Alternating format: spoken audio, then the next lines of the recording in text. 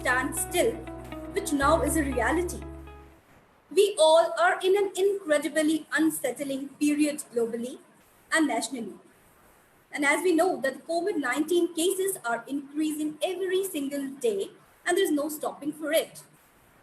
If I allay some of my anxieties, I'm always concerned with association of COVID-19 with the co-morbidities.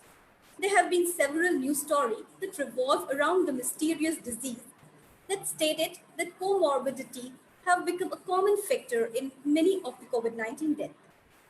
And usually people of all age can get COVID-19, but some people they are at a higher risk of getting severe symptoms and is more likely to be fatal in the people who already have hypertension, obesity or heart disease because they are more vulnerable to becoming severely ill with the virus. If we talk about a healthy adult, the body's immune system can develop antibody that fight off viral infection. But when we talk about the patient who's already suffering from obesity, hypertension, and heart disease, the functioning of vital organ and immune system is already compromised in those patients, and presence of coronavirus in the body making it more vulnerable. Although respiratory system are the hallmark of COVID-19, but this elusive coronavirus attacked the human body in other ways more than any other virus, especially among those who have chronic disease. And all the scientists across the world relentlessly are working to understand the disease process and potential treatment. The virus continues to target multiple organs. We're extremely worried how this virus is going to affect the people suffering from comorbidities. So in order to get some more insight on the association between COVID-19 and comorbidity, we have invited our esteemed speaker, Dr. Narayana Prasad. Dr. Prasad is an MBBS and MD in medicine and MPH from University of California, Berkeley. He was Associate Chair and Program Director of MCPHS University, Boston, and presently he is holding the position of a Technical Director in Cardiovascular Imaging Core Lab at Brigham and Women's Hospital. He is also a founder of Public Health Literacy, Boston, USA. So Dr. Prasad, we as a public health professional are quite interested in knowing a global history of pandemic and why COVID-19 is not just a respiratory disease, but there are several mysterious layers which is associated with the disease. Is there any relation between cardiovascular complications and COVID-19? And how obesity and hypertension is associated with COVID-19? Is there any specific theories which is related to the treatment of disease as well? So now I request Dr. Prasad to share his opinion on the concerned areas.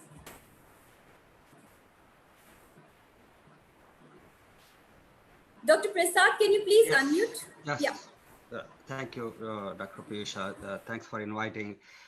It's such an honor to be part of this discussion, and I'm going to share my slides. Hopefully, you all can see it.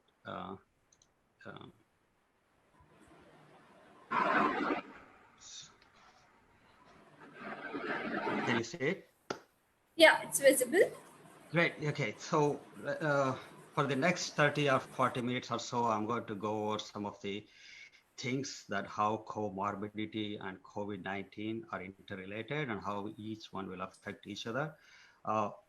It's kind of presenting the facts. This is not a conclusive presentation, nor I intend to share what should be done to the treatment or how medical professionals should consider treat. And there are several facts to be told. I'm going to share all the challenges and from a public health perspective. So the things change in science all the time. The theories are made, thrown out, hypotheses are tweaked. It does not mean we don't know what we are doing. It means we are learning. This is from Dr. Deepak Bhatt, and he is an executive director from at Brigham and Women's Hospital, where I work. He's also a professor at Harvard Medical School. Recently, in just last month, CDC and FDA put out a message there 90% of the COVID-19 will have some degree of comorbidity. So I'm going to share a small video for the next 2 to 3 minutes to understand how the virus targets sophisticatedly, and to some extent for science experts feel that it's pretty fascinating how virus works on human bodies. Let's spend 2 or 3 minutes listening to that, then I will discuss more in depth about this virus. As foreign invaders, but viruses are longtime residents of it. The mysterious novel coronavirus that has started a global pandemic. It invades our body on so small a scale that it's invisible to the human eye. But even though we can't see it, what we do know about viruses can provide a way to defeat it.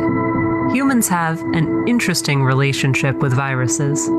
We often think of viruses as foreign invaders, but viruses are longtime residents of our body, on our skin, in our intestines, and other organs. Many of these viruses, known as phages, even protect us from harmful bacteria. Viruses are so enmeshed with human DNA that at least 8% of our genes come from ancient viruses. But it's ambiguous whether viruses are even alive. They can't reproduce on their own, so they hijack our cellular equipment to make copies of themselves. A coronavirus does this through its corona, or crown of protein spikes. The virus uses the shape of these proteins to gain entry into the cell, like a key in a lock. And like any clever thief, it disguises itself by changing the physical appearance of the protein and masking it with a coat of sugars to trick our immune system. When the entrance is unlocked, the virus is free to deposit its genetic material and set up shop, replicating itself. How do we know the novel coronavirus does this? Well, years of experience with SARS, MERS, and other coronavirus-related diseases have given us a head start. Severe Acute Respiratory Syndrome, or SARS, is a coronavirus disease that started in China in late 2002. Similar to COVID-19, SARS infects the respiratory system, especially the lungs, where the disease is most lethal. COVID-19 shares almost 80% of its genes with SARS, which is why this novel coronavirus disease is officially known as SARS-CoV-2. 10 years after the outbreak of SARS, another lethal coronavirus disease spread through the Arabian Peninsula. MERS, or Middle East Respiratory Syndrome, proved to be just as deadly, so much so that transmission of both diseases burned out after several months of containment. COVID-19, SARS, and MERS are all zoonotic, meaning the virus originated in animals before it came to humans. And when the novel coronavirus took that jump, it targeted the same entry points that the SARS coronavirus had, proteins called angiotensin-converting enzyme 2, or ACE2 for short. These enzymes are found on cells in our throat, nose, kidneys, and lungs. Normally, they help regulate blood pressure for the body. Coronaviruses turn them into a back door. The spread of the coronavirus between the upper respiratory area, where the virus is most transmissible, and the lungs, where it is most dangerous, may be why COVID-19 is potentially more contagious than MERS and SARS, and also deadlier than the flu. Research has shown COVID-19 to be at least 10 times more likely to bind to ACE2 receptors than SARS. The tighter the connection, the easier it is for the virus to break into a cell and replicate before moving on to its next host.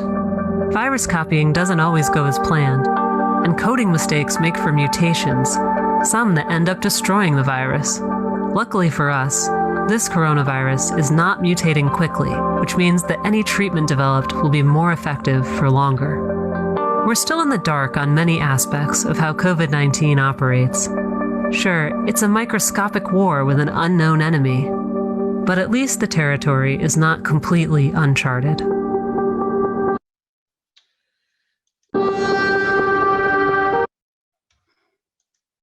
Right. So that's just a brief microbiological how COVID-19 works at a cellular level. Most of us who have done some public health work knows the life cycle of pandemic is cyclic. So in the last 300 years, there's 10 pandemics. It usually happens every 10 to 40 years, so it's not a surprise all the experts were predicting we are almost due for pandemic.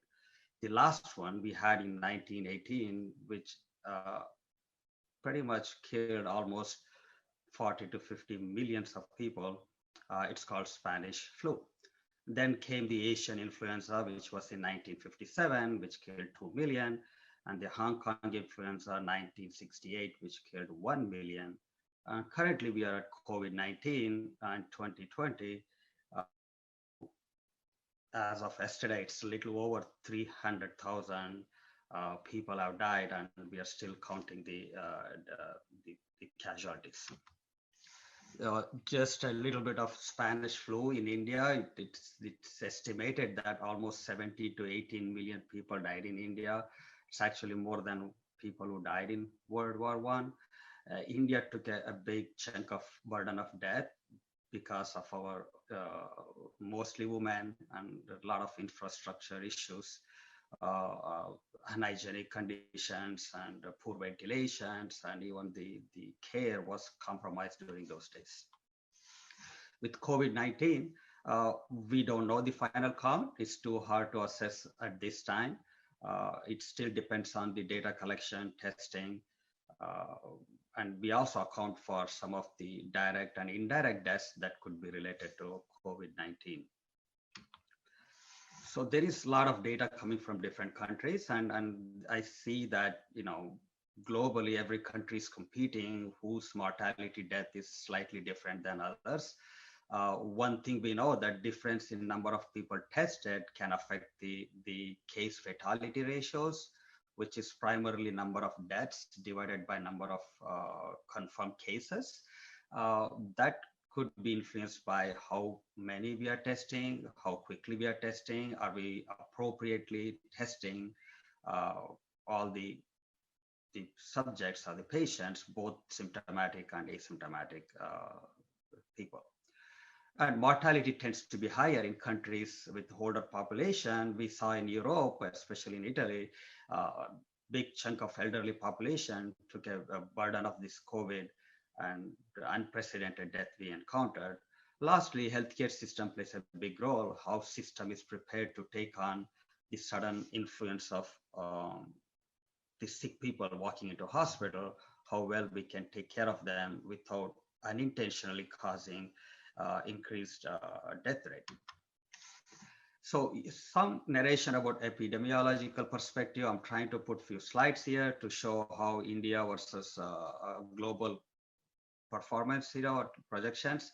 The case fatality ratio, which is calculated how many deaths happens per 100 cases, and mortality is calculated by the population size, which could be either 100,000, it could be million. You can see this is a chart that distributes one side case fatality, where Belgium, France, United Kingdom, those deaths are extremely significant. And if you look at the other part of it, the Iran took the Iran and the part of it. Excuse me, just let me. So then the fatality rate is the Iran and the Germany was listed in the mortality per thousand, even though Germany overall is doing pretty good in the globally with the coronavirus. Now the next one is information overload. We all know that there is a huge surge of publications coming through the coronavirus research. Throughout from January to March, we have seen significant amount of publications coming in, and even China is probably leading all the publications. Now, I recently did a PubMed search. You can see you had 521 results, and when you search for COVID-19, it's almost 7,000 publications have been put together in the PubMed. So learning about new disease in a rush with more than 310,000 deaths due to pandemic, considering we have limited research to guide us, that has led to some of the world-class public health agencies such as CDC, WHO, have constantly altering their advices to the communities and the healthcare professionals as we continue to understand this disease process. What we know so far is coronavirus is a large family of single-stranded RNA virus that infects a wide range of vertebrates extensively in bats. They can be seen in birds and mammals, including humans. In pigs, they cause enteritis, and cows also enteritis. In chickens, they can cause upper respiratory disease. The virus shares 88% genetic sequence with SARS like COVID-A, the first SARS we encountered. That's why most scientists think that it could have or it may have originated in bats. The current SARS-CoV-2 shares 79% sequence with SARS, the first encounter we had. So some flow chart of how coronavirus spreads as a zoonotic disease. You can see that only alpha and beta coronavirus have ability to infect the human beings, mostly based on the consumption of infected animals as a food source or close contact with the infected person. So in the month of April 2020, COVID-19, just for that month, became the second most common cause of death in USA. It's pretty impressive and staggering to notice this kind of growth. Reason being, just in March 16th, it was just 337 deaths. As we move from March to April 12th, it already took the second spot, bypassing all the major diseases that we have been facing for the last 1 century. Among the states wise, New York City, Louisiana, Washington, D.C., they are all standing number of deaths for that week was the most higher than heart disease and the cancer, which traditionally has been the major killer in our population. So looking at the symptoms for those who are directly carrying the subjects, patients and people, symptoms are pretty generic. This was published in March from Annals of Internal Medicine. The incubation period is around 5 days. Symptoms are reasonably generic. That seems like most of us frequently come across these kind of symptoms: fever, cough, shortness of breath, sore throat, muscle ache, some degree of loss of smell, diarrhea, abdominal pain, headache, running nose, fatigue. So symptoms may not be the most powerful specific markers for coronavirus, COVID-19. That's one of the reasons why the screening has become much more important. Recently, on March 13th, just a couple of days ago, publication came out and it was saying airborne small speech droplets can have some impact. Based on their observation, there is a substantial probability that normal speaking can cause airborne virus transmission in a confined environments. So especially a country like India, we have such a clustering of the population in a closed door. This is something we may have to take a look closely. So timeline, this is something most of us know. I think most MPH or even common person knows where it started. December 19th, 17th was the first time when the pneumonia was reported, and it took just under 3 months to WHO to declare it is a pandemic. So in India, on the other hand, we as a country did a pretty good job taking early steps. January 17th, we didn't have any cases. Even then, the travel advisory was put out for China. And January 13th, we found the first COVID. And by 19th, we had 102 cases. By March 23rd, 499 cases. That's where the central government banned all the domestic flights. By March 24th, it was 536. The Prime Minister of India locked down the country in a bold and unprecedented move. Today we are on March 18th. We are looking at 90,000 cases. So we're still under lockdown. So why is it such a scary and moment for us is, at least in AP word, we know what R naught stands for. It's a term used to describe how contagious an infection disease is. It's kind of reproduction number, although it varies from country to country. In summary, an R naught 1 indicates, on an average, the, the, the virus is capable of transmitting to one person. If a disease has a R naught 3, it has a capability to transmit average of 3 other people. So there is some exponential growth right on the right side of the screen.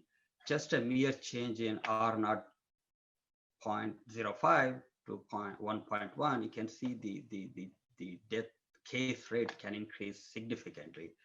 So the CDC put out somewhere in clearly said the median R naught, which is the 50th percentile, is 5.7, which you can account it for how much each individual is capable of transmitting to the average population. So it kind of justifies why R naught is a more scientific way of assessing it, although there is some controversies on that. Europe clearly shows the infectivity and the contagiousness of the virus. So even in India, almost all charts indicates the exponential growth of COVID-19, and the near chart explains a lot the exponential growth of both cases and the deaths. Where does India stand as of May 15th? We have about 180 countries that been tracked. Case fatality death, which is the death per 100 cases, India is somewhere around 3.3, and mortality per population 100,000, India stands somewhere between around 0.18. Obviously, our population is very high, and these numbers tend to be very, very small. What most impressive part of this chart is you can see there are few countries, they are actually over 10% case fatality ratio, and even and the mortality, you see quite a few countries standing out, which are a huge number of mortality per 100,000 population. So is India is out of risk? It's debatable. A lot of articles are coming out, both locally, internationally. But what we in the scientific world believe that new reported cases in India is still growing, and new deaths are going up. And on the right side of the screen, COVID death rate per million in states, it is tracked from May 6th to May 16th. You're looking at 5 days intervals. The red dot represents we are moving to the larger level. So look at the Rajasthan year, which is from May 11th to May 16th. The death rate was pretty close, even though it's a little bit higher. But if you look at New Delhi, which is here, May 11th, which was this dot represents, and look how fast it moved up. What explains this? As more discussion is to be done, I'm just sharing the risk is still there in India. So case fatality ratio in US is 6%, and in India it's 3.3 as of now, and it's predicted to go higher down the line. Global trend, these are the countries where new cases are decreasing. And I'm going to start with UK, Italy, Turkey. These absolute numbers are adjusted for the scale. You can see most of the European countries are actually on the flattening the curve, and new cases are decreasing. New cases are mostly the same, which is US is kind of on the same boat, is flat curve. Russia, Spain, Germany, Peru, Belgium, they're all new cases have been slowed down, or at least remains the same, it's not going up. Whereas India, new cases are still going up. You can see Brazil is leading there, and Iran and India. As you keep going through the several countries here, still we are not out of danger. There are several countries going through the phase of cases um, going up. So the United Nations did a global health security index. This is GHS index, and most people who have worked in public health knows these indices.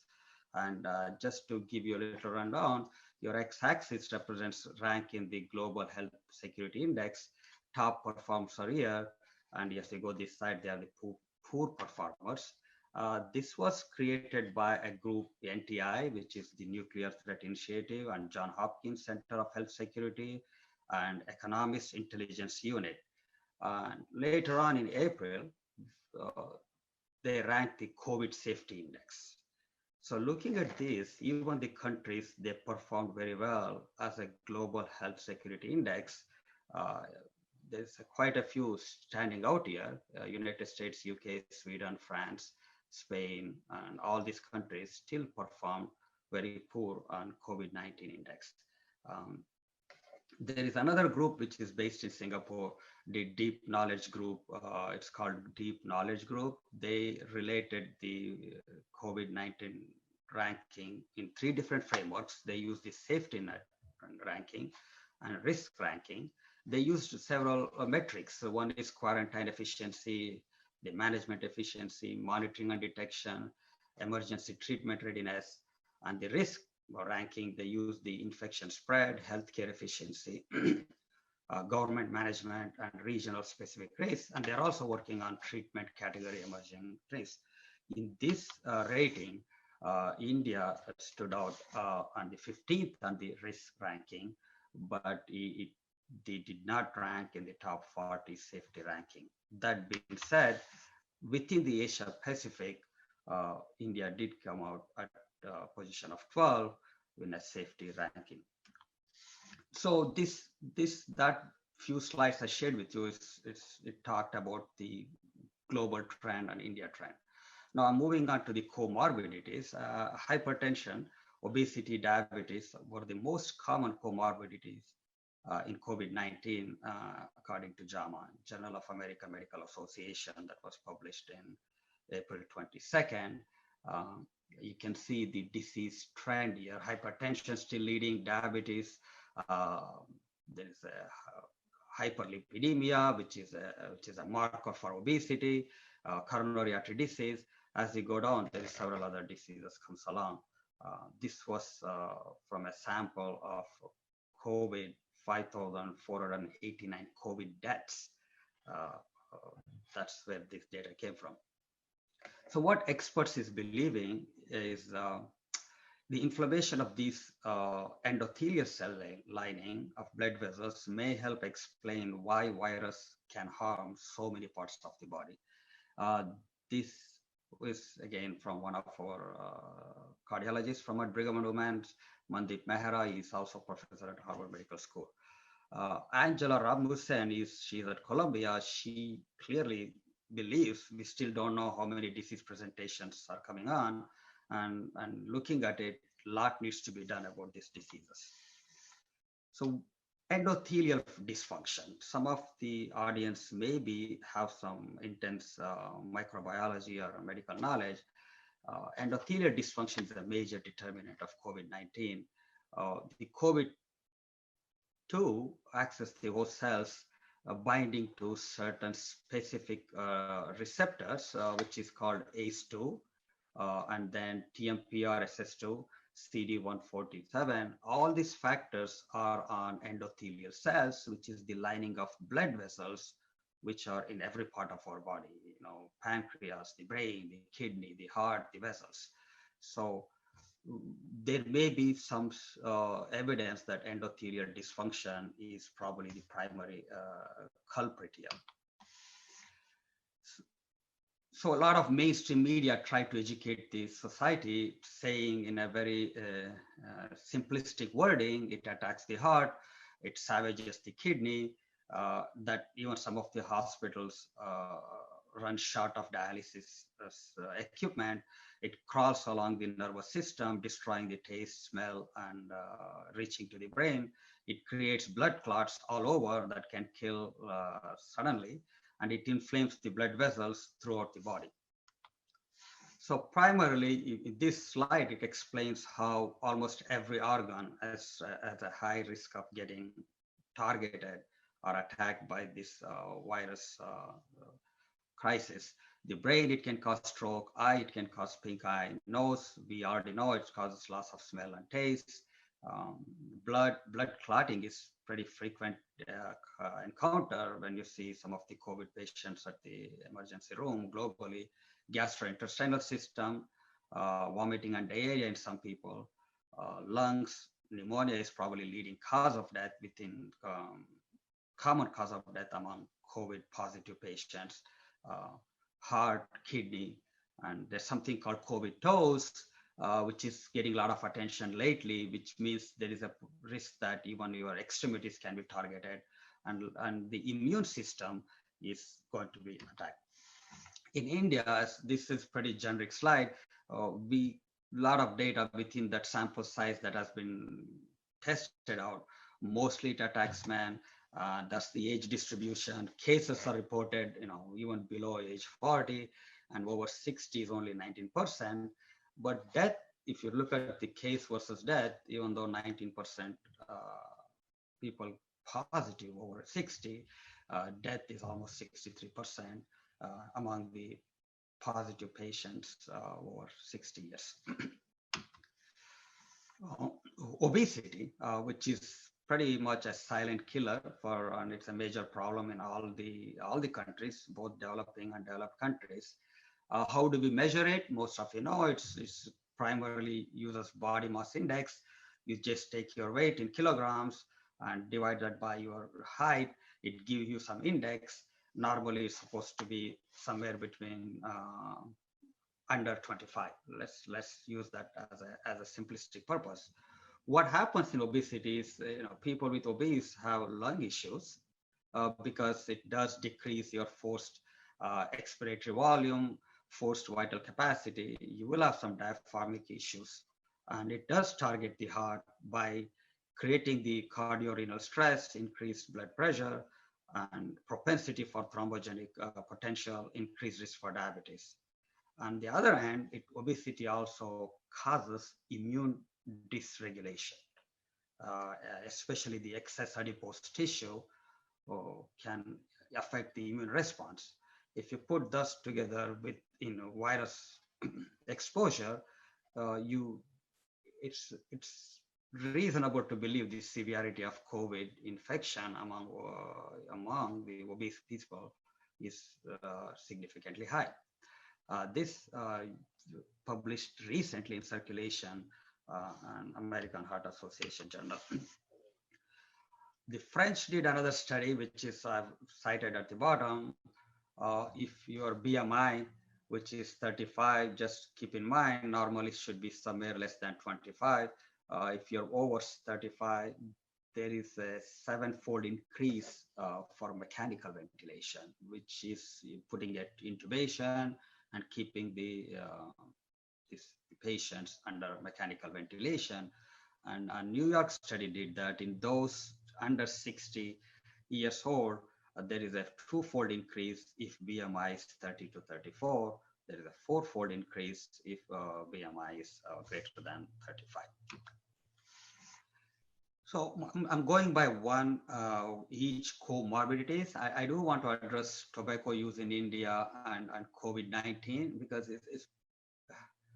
tobacco use is a very big challenge, a public health crisis historically, because there's a lot of cultural practice and there's a lot of addiction goes on, and cigarettes, BDs, and smokeless tobacco, which people chew, and overall contribution of tobacco industry to India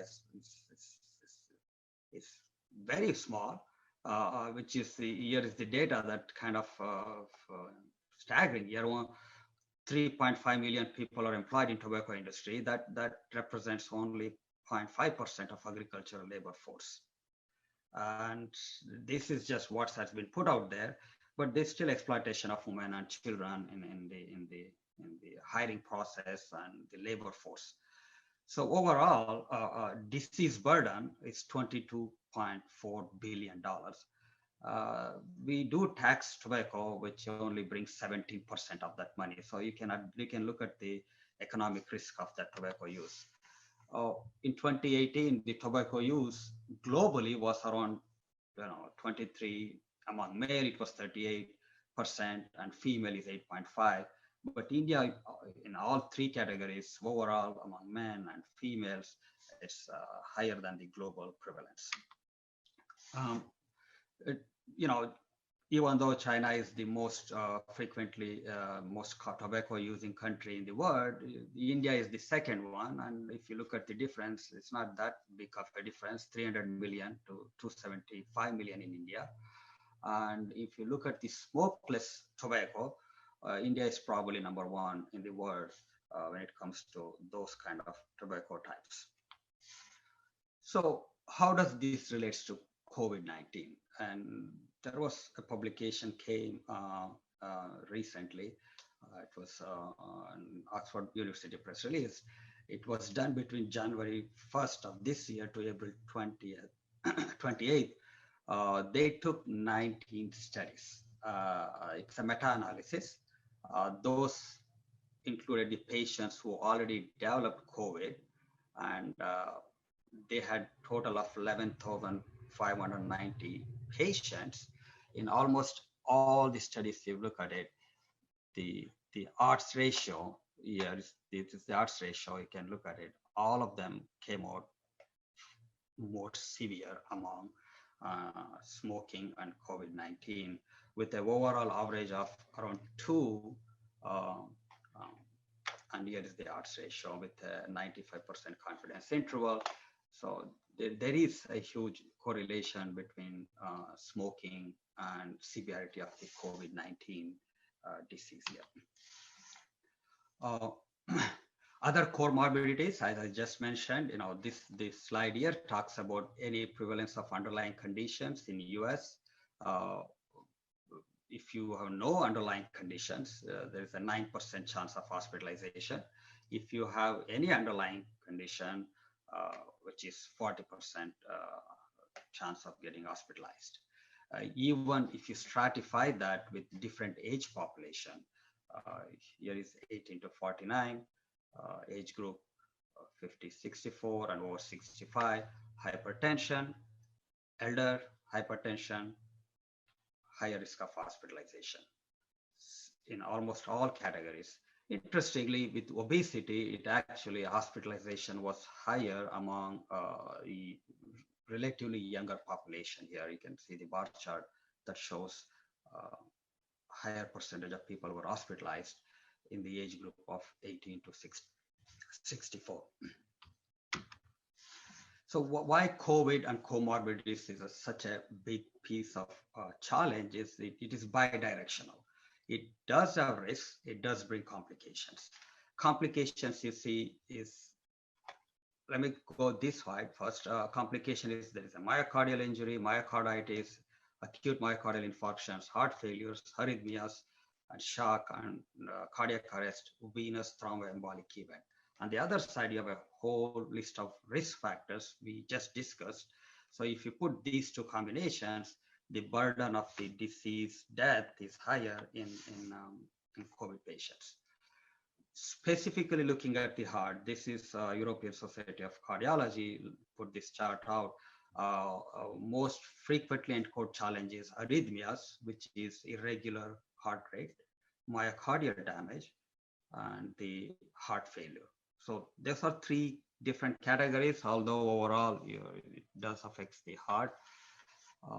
This kind of displays different publications, different data coming from different authors talking about cardiovascular disease, diabetes, hypertension, smoking, coronary artery disease, cerebrovascular disease. So in almost all of them, diabetes and hypertension kind of stands out except for this particular trial. And what is important here to note is you look at different sample size. Even whether you pick the larger sample size or a smaller sample size, the pattern is still the same. Higher the risk of you having comorbidities, higher the chances of getting COVID-19.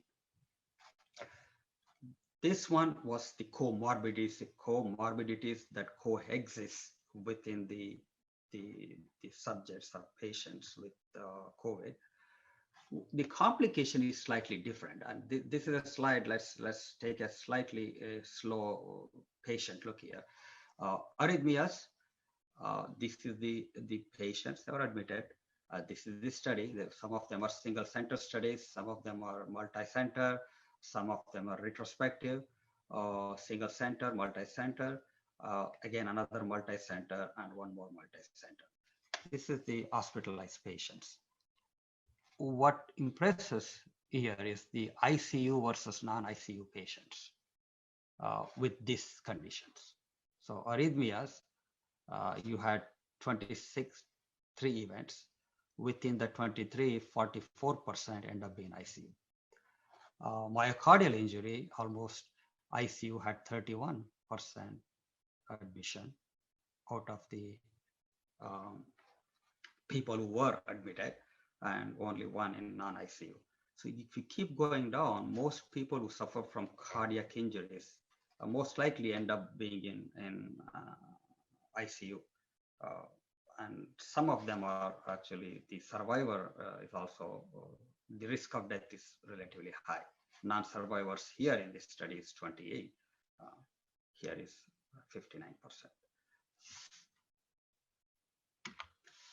So this came out just, I can share this with this was March 27th. I know we are March 18th, it's still out for press release. This is a group of cardiologists. They did it. One of them happens to be my boss, and he works in our group. He put out this flow chart explaining why the different pathways, how human heart failure risk can come from. There are several lists. This slide explains that part. There are several pathways to talk about that. Now, the New England Journal of Medicine did another publication just a couple of months, 1 month ago. They took a out of hospital cardiac arrest, which means people had a cardiac arrest outside of the hospital. They compared it between 2019, which was the last year, in the same period, during February, month of February up to, they followed it through for 40 days. Definitely in 2020, there is a 58% increase out of hospital cardiac arrest death. This needs a little bit more understanding, but there is some signals coming here that outbreak, COVID, and increase in the out of hospital cardiac death. So JAMA did the original investigation. They took 5,700 confirmed COVID patients with a positive result on the polymerase chain reaction. And they selected these hospitals, approximately 13 hospitals. Sample size in each hospital, you can see, North Shore University Hospital is 1,000, Long Island is 1,000, Staten Island is 674. You can follow different sample size. And this was the March bed occupancy. So hospital was loaded with, the point of this slide is they were loaded with COVID patients. And going to this side, and the basic characteristics of patients with COVID-19, out of 5,700, the mean age was 63 with the interquartile distribution of 52 to 75. The range was 0 to 107. There were some babies under the age of 1 were admitted with COVID positive. That's why you see 0 there. So male were more. Obviously, there is 60% of the admitted COVID positive patients were male. Within this group, 88% of the hospitalized patients had more than one health condition. So only 6% had one comorbidity, only 6.1% as non-comorbidity. This is the how influential is comorbidity prevalence and mortality rate. And this bottom part of the bar chart explains hypertension, obesity, diabetes, morbidly obese, coronary artery disease are leading comorbidities within the hospitalized patients among COVID patients. So what happened to this group when they followed it through? Uh, the age is here. As I said, there are people who are under the age of 1, and there were male and female ratio there. And this is the different age group going up to greater over 90 years old.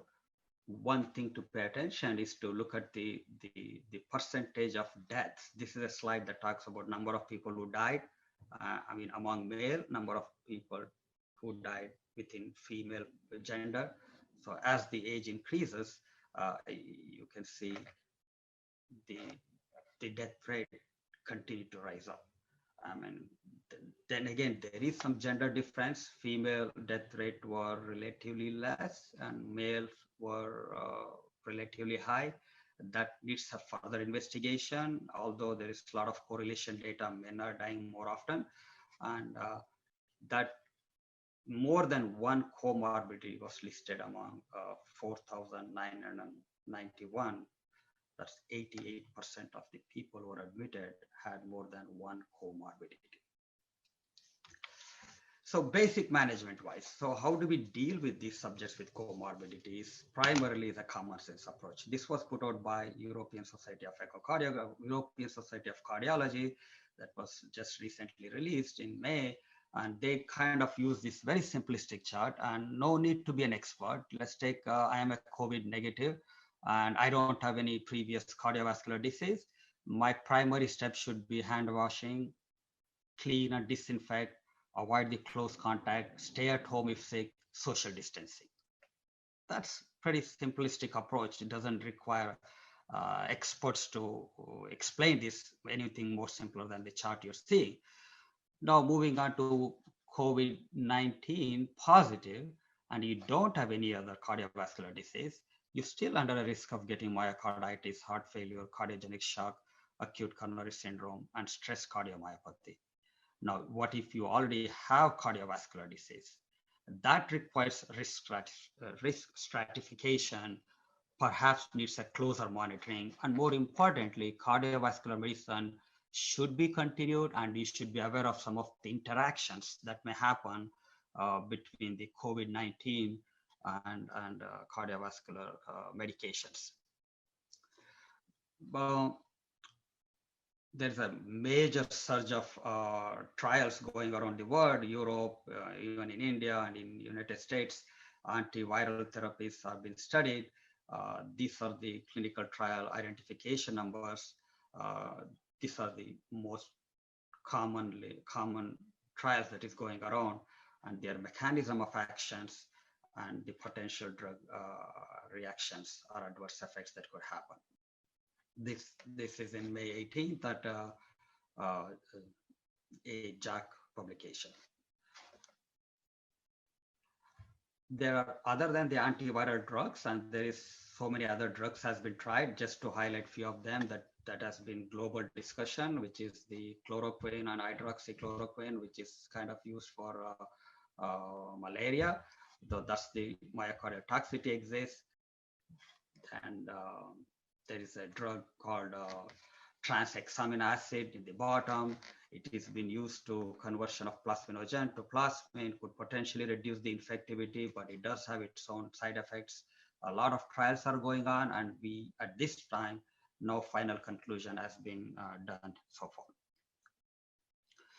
So towards the end, I want to address some confusion about the treatment of ACE inhibitors and RBs. And most of us know what all the ACE inhibitors are. Somebody in our family or someone in our close friends may be taking these drugs. This is the ACE inhibitors. This is ARB blockers. The mechanism of action is somewhere here. It stops angiotensin 1 to angiotensin 2. These are the two common areas where things tend to have effect, and blocking the effects of this this particular thing, and that will kind of helps us from hypertension, renal diseases, and diabetes.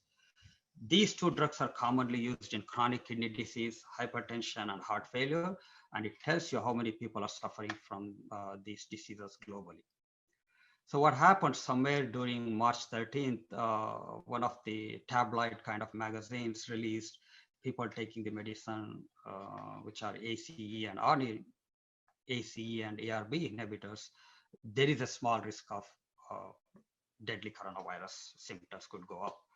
That was put out somewhere in one of the tabloids.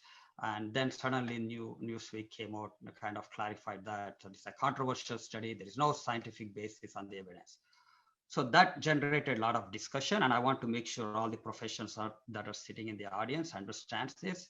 What is the problem in the COVID-19 and ACE? This was put out in New England Journal of Medicine, some of the group from Brigham and Women's Hospital. This is where the ACE inhibitors work. This is where the ARB works. Angiotensin 2 attacking blocks the receptors. But I do have to say ACE2 is a different enzyme here. ACE2 is a completely different enzyme. So keep that in mind. Even though the virus attacks ACE2, you saw it in the video, normally it is found on the lungs, kidney, heart, and guts.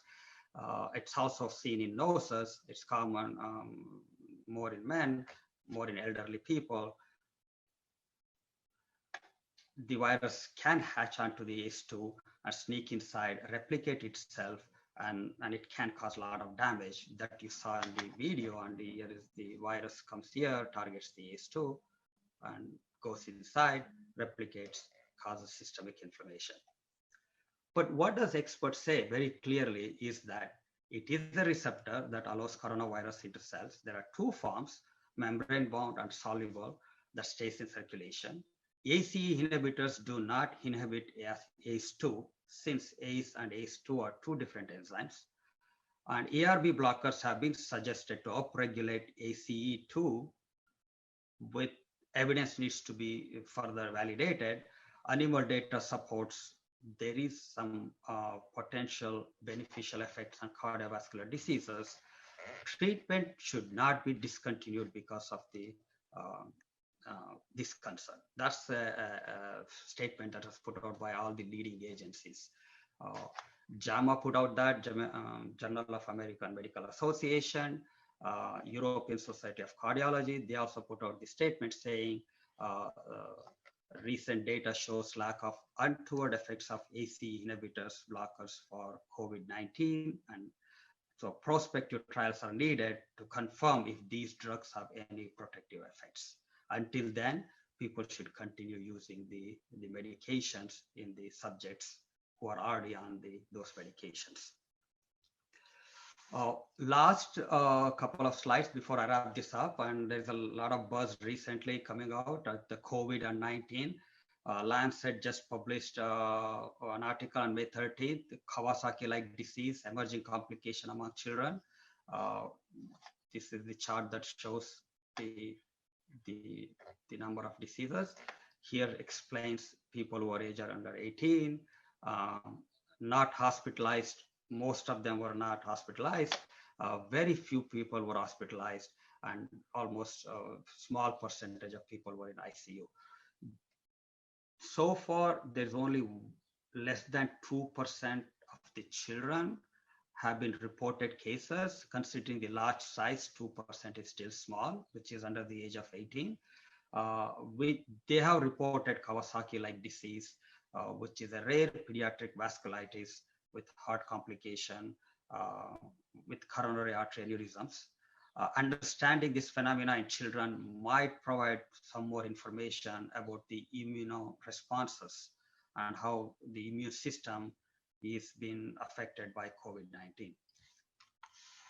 So as we continue to wrap up my presentation, first and foremost, I want to share with you, this came out again from JAMA March 27, which is still under press.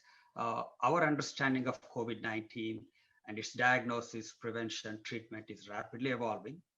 Physicians are urged to check the website of US Center of Disease Control and Prevention and professionals for the latest guidance. So what it means is that we are still learning, and there's no final verdict what is the best way of the pharmacological interventions. Now, Anthony Fauci and Robert Redford, you probably have seen them in a global media.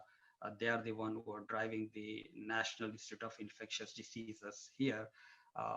What they say, every outbreak provides an opportunity to gain some important information, some of which is associated with limited opportunity of window, which goes back, this is an opportunity to understand and learn more about disease itself. Last but not least, the economics. This is of John Hopkins. The USA is here. COVID death went up. The stock market went crazy. GDP went also, the forecast went down, and the inflation is being unpredictable. See, and in UK is the similar pattern. Stock market went, and GDP and inflation. China is the same, even though the deaths are very small, and even in India is a small number of deaths. But if you look at the pattern of the stock market, GDP, and the inflation, almost all countries are following the similar pattern. So what future holds? What future should be? This is perhaps my last but one slide. So the science-supported evidence-based approach, new technology with artificial intelligence, big data biosecurity, vaccine development research, research to support system development and resilience building, capacity building, advanced research to support treatment of critically ill patients, and more importantly, develop integrated approach to combine the life sciences, anthropology, public health, and even policymakers as a group of integrated approach to tackle this problem. That completes my presentation, and please give me your feedback and let me know your thoughts. Piyusha? Yeah, thank you. Thank you so much, Dr. Prasad, for such a lucid presentation on COVID-19 and the comorbidities from the lens of public health professional. And by looking at the paucity of time, because the time is still 7, so we can take few questions. So I just take 2 questions from the participants. So one of the question is, why young men are getting infected more than others? Why are they more susceptible? What do you think? What is the reason for that? What we know currently is the descriptive statistics, which is telling us men are getting affected more, and that data is still sitting out there. But a lot of correlational surrogate markers have been put out, which is perhaps they're more outside, perhaps they suffer from more comorbid diseases. But to give you a very scientific answer, we're still under the process of learning. Why men, why more than women? Okay, and there's another question from the participant, that can increased uric acid level can also be regarded as a comorbidity? I mean, uric acid increase in it could be generated by a lot of other diseases, not just the renal kidney disease, some kind of familial disorder, genetic disorder, or some other reason why uric acid is high. But bottom line, that uric acid increase may be a marker for another systemic disease that we may have to investigate. Right. And there's another question, that are the patients who are on ARB, are they at a higher risk of being infected with COVID-19? Well, it is a good question. And way they there is multiple publications are coming up. If the ARBs blocks the AT1 receptors, you have more angiotensin 2, which kind of competes with the ACE2. Remember that slide that we talked about? And when you compete too much, so there is a less chance that virus will target the ACE2. So because you need ACE2 for virus to get in. If you have excessive amount of angiotensin 2, your ACE2 will be utilized for a good reason instead of bad reason. So I'm getting so many questions, but I think I can take only one. So one last question. So I don't know whether this has been proved or not, but is COVID-19 can transfer from a pregnant woman to a newborn baby? Oh, that's a very good question. I have not directly peer-reviewed articles, publications. I have not seen one. If there is one, I would definitely pass it on to you. The transplacental transfer of these viruses is something I have not read anything so far. Okay, thank you so much, Dr. Prasad. And what I think that we are learning this new emerging virus in a very hurried manner, in a rush, but we have no choice. But I still feel that there are a lot of research which which we should conduct to make it understandable in a more efficient way. So thank you so much. And in the end, I would like to thank our IT department, IIHMR's IT department and marketing department for providing necessary support for this webinar, and our participants who have attended this webinar. And I'm sure, they got the maximum information related with the comorbidities. Okay, thank you so much. Thank you.